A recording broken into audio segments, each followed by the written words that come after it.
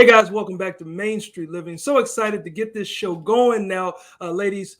We've all had, or actually, we all have so many things to worry about and also keep up with these days. And sometimes it's really easy to forget the most important thing to take care of is ourselves, right? Yes, caring for our mental health is just as important as minding our physical health. Unfortunately, there's still a lingering stigma around seeking mental health care, and Santa Barbara County is working to change that. Melissa Wilkins and Suzanne Grimmesey are here with more. Welcome to Main Street, Melissa and Suzanne. Thanks for being here. Thank you. Thanks. So, give us an overview of some of the ways young people in Santa Barbara County and really all around the country are struggling right now with their mental health. We've come a long way in regards to combating stigma, but we still have a long ways to go. Today's youth are exposed to stressors that were non-existent just a short time ago. Everything from mass shootings, worry of safety at school with school shootings, cumulative natural disasters, the worry and the unknown surrounding talk about climate change, and then the pandemic, which has carried multiple impacts on our youth across the country as well as locally. The Center for Disease Control, or CDC, not long ago published a 10-year report called the Surveillance Data Summary. And it showed the data trends for American high school students trending from 2011 to 2021. It showed that more than 4 in 10, so about 42% of students, felt persistently sad or hopeless, and nearly a third, or 29%, experienced poor mental health. Also, more than 1 in 5, or 22% of students, seriously considered attempting suicide, and 1 in 10, so 10%, attempted to die by suicide. So this data brings into focus the level of distress that many of our youth are experiencing across the country, but also locally in Santa Barbara County. Wow. And it's really scary because there's so much to deal with that wasn't there. A decade ago, for example, we didn't have the pandemic, COVID. People weren't as worried about climate change. I'm a meteorologist, so I know that extreme weather events are on the rise, and you've been inundated with rainfall from atmospheric rivers. So you've had all of that there, and that's a lot to deal with. And I love that you launched a campaign last month called It's Okay to Not Be Okay. Let's take a quick look at a TV spot for that program. 1 in 7 adolescents are struggling with their mental health. If my friend was struggling with mental health, I'd say that they are beautiful on the inside and outside, and I'm always going to be there for them. Like, there's people that love you out there. There are people out there who care about you and who want to hear to what you have to say. I'm going to lift your crown for you, like, no matter what. So, yeah, it's okay not to be okay. Learn more at oksbc.org. There it is again, that stat. 1 in 17 struggle with mental health. But it's great that friends are showing support to one another. I think that's key. I think that's key. And I also love the way it normalizes conversations about mental health, because that's ultimately what's going to get rid of the stigma and encourage people to reach out and not feel alone. Yeah. Well, so Melissa, what was the goal for this campaign? Well, one of the goals was to normalize the conversation. So thank you for mentioning that, Suzanne.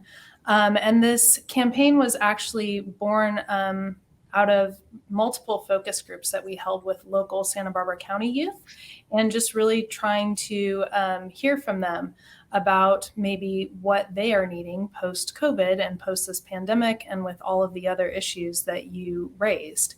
And so after leading several of these focus groups, what really was brought to our attention was that youth were able to identify their feelings of stress, feelings of anxiety, and even put names to those. They were also able to identify risks and harms associated with substance use. But the real gap in knowledge was in how to access resources when they identified that there was a problem, either for themselves or with one of their friends. And so the goal of this campaign, in part, is to provide resources that are easily accessible to youth so that they can know how to access resources when needed, and then also to begin those conversations, start having conversations, whether it's with peers or with other individuals in their lives who they find to be supportive. Absolutely. And Melissa, what was the process you went through in creating this campaign? And how did you know what areas to focus on with young people? Because I know that's got to be tough. It is, and there's a lot of research. This particular campaign, we based on a public health model, a social cognitive theory, and it really looks at the fact that there's a lot of different influencing factors on behavioral change. And so the areas that we focused on with this particular campaign were increasing knowledge among youth regarding the resources that are available, and then using youth as role models so that we can really showcase their stories and present to other youth that, it's okay to seek out support. It's okay to have conversations, and then having youth really take the lead in modeling that behavior. And we know that adolescence is a difficult period for everyone, but especially those who were going through that phase of life when the pandemic hit had even more to deal with. How do you think the pandemic impacted young people? I think the pandemic had enormous impact on young people in many ways. I think most are familiar with the switch to online learning and the challenges that brought, but it also took away the connectedness that students had at school and that protective barrier that it offered. Another recent CDC report shared some of the many effects that youth experienced. More than half, or 55% of youth surveyed, reported that during the pandemic, they experienced emotional abuse by a parent or another adult in the home. 11% experienced physical abuse in the home. And more than a quarter, 29%, reported that a parent or another adult in the home lost their job. And then, of course, the stress that goes for a child and seeing the discussions about financial distress.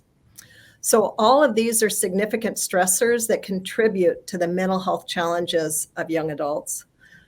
Substance misuse is more prevalent now than ever.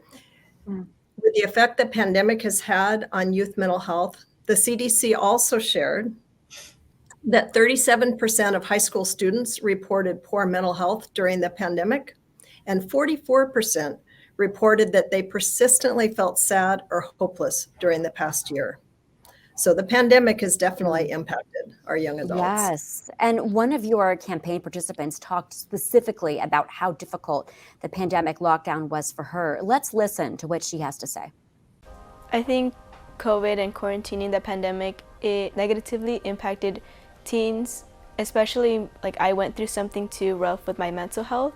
I think because I wasn't going outside, I wasn't seeing my regular, and I was just so comfortable with having a routine, like waking up, going to school, and then for that to just get messed up, be isolated, and be in a place where I'm not comfortable to talk about my feelings a lot, not being able to contact and not being face-to-face interaction with my friends who are someone who I trust and who I can confide in. It just negatively impacted me to not be able to express my feelings.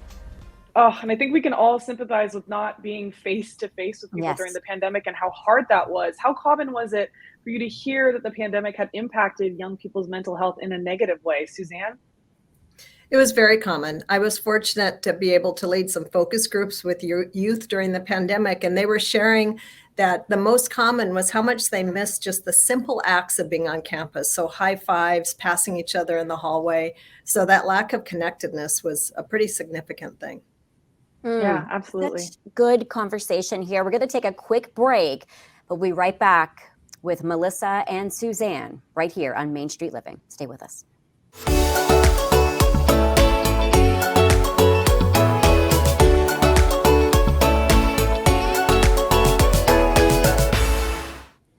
Welcome back to Main Street Living. We are back with Melissa Wilkins and Suzanne Grimmesey from the Santa Barbara County Department of Behavioral Wellness, talking about their It's Okay to Not Be Okay campaign. Now, we're having such good conversation here, and you use the term behavioral wellness. What would be included in that term? Well, that includes both mental health as well as substance use. And I'm going to let Suzanne share a little bit more about the details of what behavioral wellness really means. Yeah, we rebranded as a department about 10 years ago to the name Behavioral Wellness. And just as Melissa said, it's having mental health and substance use treatment under one roof to help us to really provide the best care possible to people with complex needs that we serve. Absolutely. Have you noticed a rise in substance misuse among young people after the pandemic? We have, and we don't have all of the data quite yet because it's still fairly recent that we're coming out of the pandemic. But what's been most significant is actually in these focus groups is really hearing from youth the reasons why they're using. And whereas prior to the pandemic, oftentimes youth cited things like wanting to have fun, being at parties, being social as reasons for use. The reasons that they're giving now have much more to do with dealing with anxiety, dealing with feelings of sadness, dealing with PTSD. And so just the fact that youth are listing those as reasons for substance use and then seeing the increase in youth seeking out treatment for substance use has been significant recently. I'm glad that you're bringing awareness to this. Let's listen to what one of your campaign participants had to say about this topic. I'd want someone who's struggling with substance abuse to know that there are people out there, even if it's just the person that you talk to every day at the corner store. There are people out there who care about you and who want to hear to what you have to say, and they are going to be there for you in, you know, your darkest of times, even if that's not apparent. Like, sometimes it's enough just to go up to that person who's struggling to say, I hear you, I see you, I validate how you feel and stuff like that, and not necessarily give them advice right away, but tell them that, you know, you're listening to them, and if they ever need some sort of support, like, you're there to listen and to talk it through, and then you can guide them to websites and resources. Oh, I really love what she said there about even just the person you talk to at the store, because it's so true. Just that can be so helpful. Melissa, how are you hoping that this campaign helps young people avoid substance misuse? Well, we really want to highlight youth as role modeling positive coping skills. And so you can see there that that particular individual shared, you know, reaching out and having social connections. And so our hope is really to promote those positive coping skills and promote social connections among youth with their peers and also with other support systems as a way of really dealing with those underlying issues and reasons that youth are stating that they're using substances right now.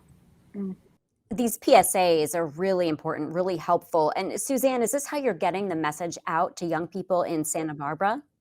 It's one of the ways we're getting out the message as broadly as possible. So social media, print media, TV, word of mouth, everything we can.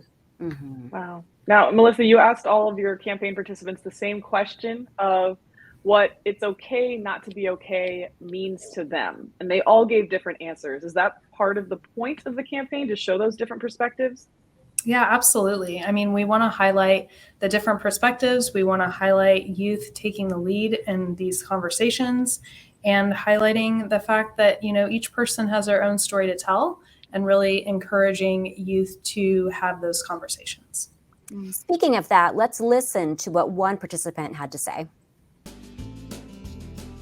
It's okay to seek for help and to talk to anyone, and to even, you know, go on the street and listen to music and be by yourself. It's okay to be alone if that's what you want. Yeah. Oh, I love what you said there at the end too. It's okay to be alone if you want to be alone. And it's important to remember that you don't have to just give people advice right away. You can just be there to listen. Mm-hmm. Suzanne, how can viewers find more information about the campaign and where to seek help if they feel a need? Visiting the campaign website is a great way to get more information. The OK Campus page especially is filled with resources for youth, both to access help for themselves as well as helping to access youth for others and for friends. Another good resource is the Behavioral Wellness 24/7 Access Line. That number is 888-868-1649.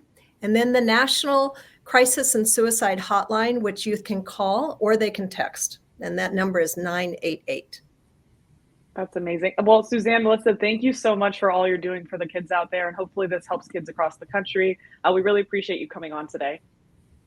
Thank you for having us. All right, well, up next, we're going to meet another advocate for kids in Santa Barbara. Don't go anywhere.